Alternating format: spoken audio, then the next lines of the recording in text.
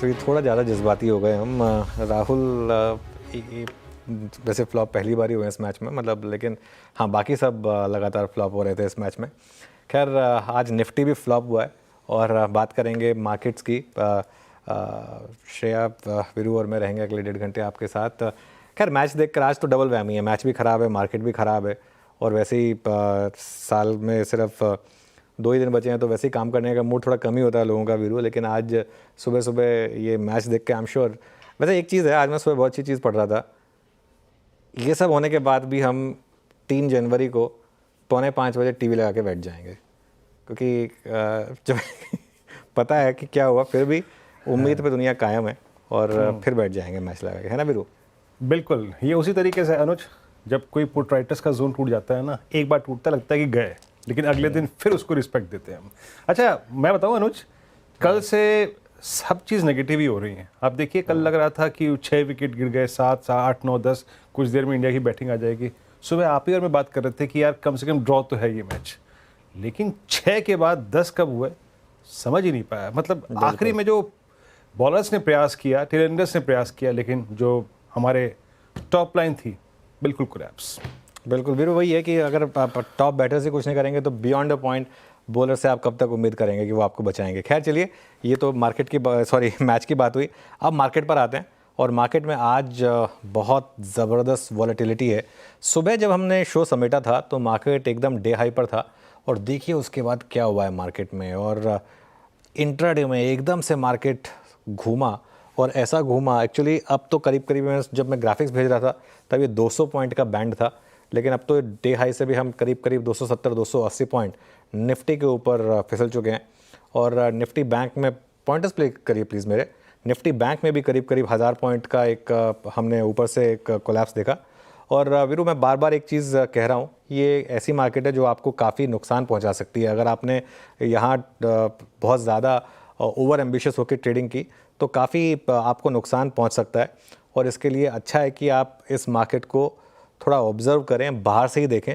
ज़बरदस्ती नहीं है कि इस मार्केट में ट्रेडिंग करनी है, अगर आप ट्रेडिंग करेंगे तो इस मार्केट में लॉस होने के चांसेस काफ़ी ज़्यादा रहेंगे।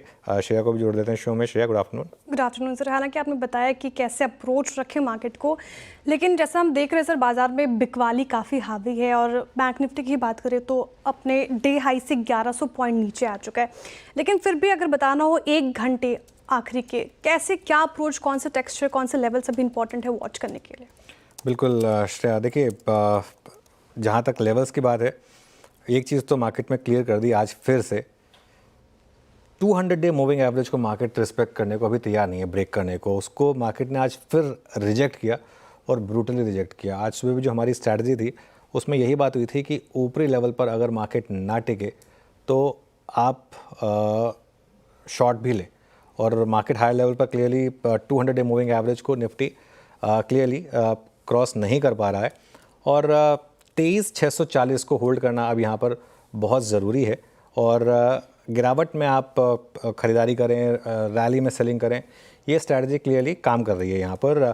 और जहाँ तक निफ्टी बैंक की बात है, लोअर लेवल से हमने करीब करीब 700 पॉइंट की आज रिकवरी देखी, और दिन के हाई से करीब करीब बैंक निफ्टी अब 1000 पॉइंट के करीब फिसला है।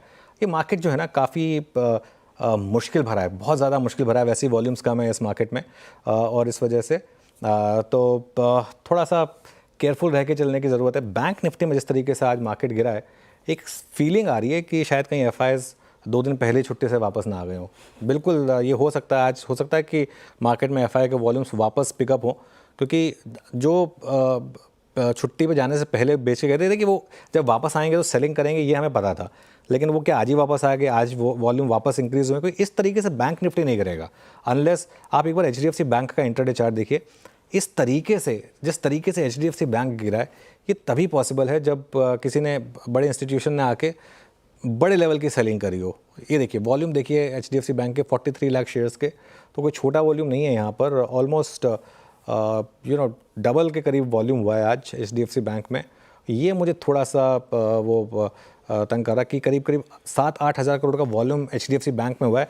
मेरा ये मानना है कि आज का डेटा दिखाएगा कि एफआईज शायद ऑलरेडी वापस आ चुके हैं, और वापस उन्होंने बड़ी वाली सेलिंग करनी शुरू कर दी है।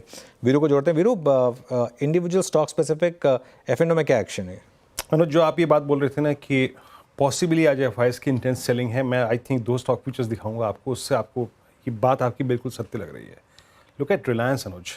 रिलायंस डे लो पर आके ट्रेड करता है। विद स्टैंडर्ड डिस्क्लेमर, इस चैनल का स्वामित्व प्रबंधन रिलायंस इंडस्ट्रीज के हाथ में है, लेकिन रिलायंस भी आज ऊपरी स्तरों से कोलैप्स हुआ। अब रिलायंस जो है वो 10 डे एक्सपोनेंशियल मूविंग एवरेज की ट्रेजेक्टरी को भी नहीं रीगेन कर पा रहा है। अब कहने की बात कुल मिला के ये है कि हम, जैसे कि मैं एक्सपोनेंशियल देखता हूँ, हम उसके नीचे ट्रेड कर रहे हैं, 200 EMA के नीचे ट्रेड कर रहे हैं। रिलायंस पे अनुज इस सीरीज़ में, जनवरी की सीरीज़ में 1200 की पुट सबसे बड़ा ओआई होल्ड करती है। इन एनी केस 1200 अगर ब्रीच होता है रिलायंस पे, तो रिलायंस शायद इंडस्ट्रीज पे प्रेशर और डाले। पहली गौर करने लायक बात यह है, अभी सुबह से अगर आप देखें जो भी इंटरेस्ट था ओआई वो शेड हो गया, हार्डली 0.23%। अब इनफैक्ट शॉर्टिंग हो रही है। फिर लेके आई आप स्टेट बैंक ऑफ इंडिया। अनुज, मैंने सुबह आज अपना जो मॉर्निंग डेरिवेटिव अपडेट दिया था 8:30 पे, उसमें क्लियरली कहा था कि एसबीआई और निफ्टी पीएसयू बैंक्स इंडेक्स जो है वो प्रेशर पॉइंट है निफ्टी बैंक के लिए। एसबीआई अब करीब आप समझ लीजिएगा कि 21 नवंबर के बाद पहली बार below 200 day exponential moving average. मेरे ख्याल से ये स्कोप दे रहा है शायद कुछ हद तक शॉर्ट ट्रेडर्स को, जहाँ पे शॉर्टिंग काफ़ी हुई है। आपकी स्क्रीन पे अनुज आप क्वांटम ऑफ शॉर्टिंग देखिए। सेकेंड डे ऑफ सीरीज लगभग 0.3% बिल्डअप, लगभग 30 लाख शेयर का बिल्डअप। पीएसयू बैंक्स में शॉर्टिंग हो रही है और उसको लीड कर रहा है इस वक्त आपका स्टेट बैंक ऑफ इंडिया। और एक और चीज़ अनुज, मेटल्स में कंप्लीट कोलैप्स है। NMDC, SAIL, Jindal stainless steel, NALCO, सब में बड़ा कोलैप्स।